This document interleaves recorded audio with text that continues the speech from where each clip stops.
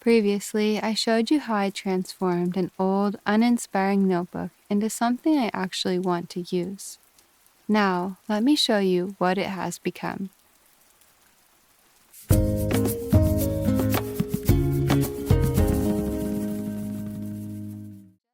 I originally meant to use this notebook as a place to record information I see online. Now that I have been using it for a while, it has turned into something between a commonplace journal and a scrapbook. Okay, so what is a commonplace journal? Well, a commonplace journal or commonplace notebook is sort of like a handy index for whoever is keeping it. Someone might use their commonplace journal to write down excerpts from something they read or see online. They might use it to record new words and definitions.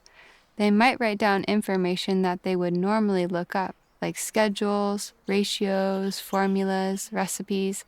You get the idea. What goes into someone's commonplace journal really depends on the person and what they find useful. And now, these days, a lot of people are keeping a commonplace journal as an alternative to scrolling on their phone. And that is my goal with this journal too. I have a habit of scrolling aimlessly on Pinterest when I am bored. So instead, I brought a little bit of Pinterest into this notebook. That is why I say this journal is part commonplace and part a scrapbook. In this book, I have collaged all kinds of offcuts, misprints, and eye-catching pictures I printed directly off of Pinterest. It also contains elements of a commonplace journal. I have collected information about the subjects that interest me and also information I feel I need to know. Specifically, I've been using this journal to collect information that I have learned or want to learn about herbalism and ecology. And to be even more specific, I've been logging the interesting relationship between butterflies and some of the local plants in this area. Let me show you. Well, first, before I could fill the pages with anything, I had to cover up the pages that had writing on them already.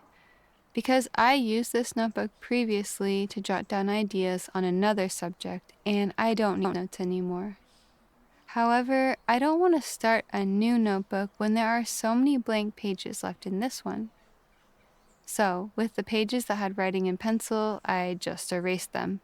And on the pages I had already written on with pen, I ended up covering the page entirely with scraps of paper and pictures. And by the way, most of what I'm using here really are just scraps. Little pieces of paper that I cut off of pictures for a collage. Sometimes I even collect pictures that I find online and then print them directly off of my phone onto recycled paper. These pictures help me define the subject of the pages. I usually arrange the images first and then record later via writing. This book is also a place to work on my handwriting. The first few pages are not my best examples of writing by hand. With time, though, I improved, and am still improving because this book isn't even finished yet. One segment I have found to be useful is one I made on the definitions of key terms in herbalism. I pretty much copied down word for word the definition of herbal actions, as well as common types of herbal medicine, from a PDF I found for free online by the Herbal Academy. In other areas, I wrote in pencil because I want to create my own definition for the different schools of herbalism with time. Then, later on in the book, I wrote about butterflies. I started out with a collage of a few of the most common butterflies that I see often and have been able to take pictures of and even videos of with my phone. Rather than be forever a digital image, I printed out a few of the best pictures to illustrate what the butterflies look like and also the flowers they like to visit. The clips are things that I can't document in this little notebook, so I'm using this video that you are watching right now as a way to showcase and share the amazing butterflies I have seen in my gardens since living in Argentina, and also what I have learned through my own amateur research. So, to the segment about butterflies. I wanted to define a few of the most important terms related to butterfly ecology. And by the way, I like to say butterfly ecology instead of lepidopterology because it's easier to pronounce and also really highlights that butterflies cannot exist without the right ecology. Let me explain by first defining the term host plant. This is probably the most important part of butterfly ecology and also what connects butterflies to my study of plants. Each and every butterfly has a host plant, or a few host plants, that they depend on for survival. What I mean is that the female butterflies will only lay eggs on or next to very specific plants. And that is because each species of caterpillars can only eat the leaves and flowers of certain plants. It is kind of like how mammals survive best on their mother's milk when they're babies and can't eat solid food, can't eat adult food right away.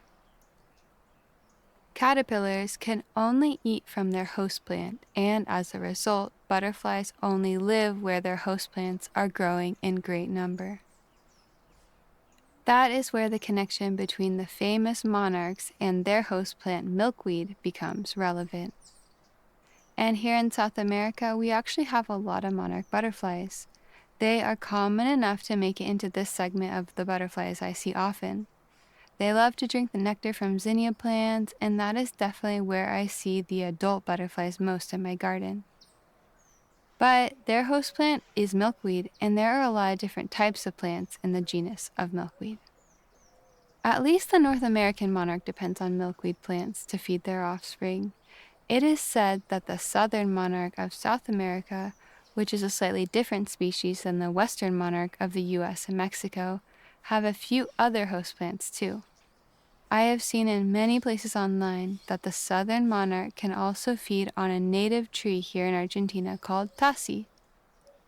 I hope to confirm this with my own eyes someday, and when I do, I will definitely be writing it down in this notebook. I also have a spread dedicated to the Polydama swallowtail, which is by far the most common butterfly here where I live. I see them all the time in the yard, especially visiting the zinnias and also lantana flowers. Basically, most larger butterflies like swallowtails and monarchs are attracted to colorful tube-like flowers. So, if you want to bring butterflies to your yard, I recommend planting those. And of course, researching other local butterflies and trying to identify their host plants and plant more if possible. Personally, I have noticed a huge increase in the amount of Polydama swallowtails since we started to protect the acre of land where we are currently building our house. Before that, passing goats, horses, and cows grazed here whenever they felt like it. People tend to let their livestock wander around, and there was nothing at all stopping them from eating everything in our little acre. It was kind of a hard decision to fence the area, but the neighboring herd of free-range goats have plenty of other places to graze, and they can really destroy the herb garden at an alarming speed. They will even eat an entire plant of aloe vera, spikes and all. Also, they were really damaging the native annual plants that grow here. They seem to love any kind of fresh leaves, and specifically the pipe vines, which is the host plant to the Polydama swallowtail. Since we built the fence and thus prevented the goats from overgrazing here, the pipe vines have returned, and the Polydama swallowtail caterpillars and butterflies have too. There are many other butterflies I haven't yet studied in depth. There are some I've seen around but haven't memorized their name or been able to make a spread for them in my journal, yet. The goal is to get to know them all, learn about their host plants, and cultivate them. Because the only way we can see butterflies thrive is if their host plant is growing abundantly nearby. That is why we are seeing butterfly populations decline in urban and suburban areas all over the world. Their native landscapes have been replaced with buildings and lawns, and the food butterflies need to survive disappears. That is why planting for pollinators is so important. Caterpillars are kind of the base of the food chain for so many different animals, especially birds. And birds are some of the best seed spreaders on Earth and are really important in the propagation of plants. Although humans are pretty good at spreading seeds too, when they want to be. And really, that is the message I want to impart with this book, and I guess this video as well, that humans have such a huge role to play in our local environments. Just by protecting a small segment of the forest, the butterfly populations can thrive. And there are probably so many other examples of how people can make a positive impact in their local landscapes. That's the inspiration I want to remind myself of and will see every time I open this book. Thanks so much for watching, and as always, happy crafting!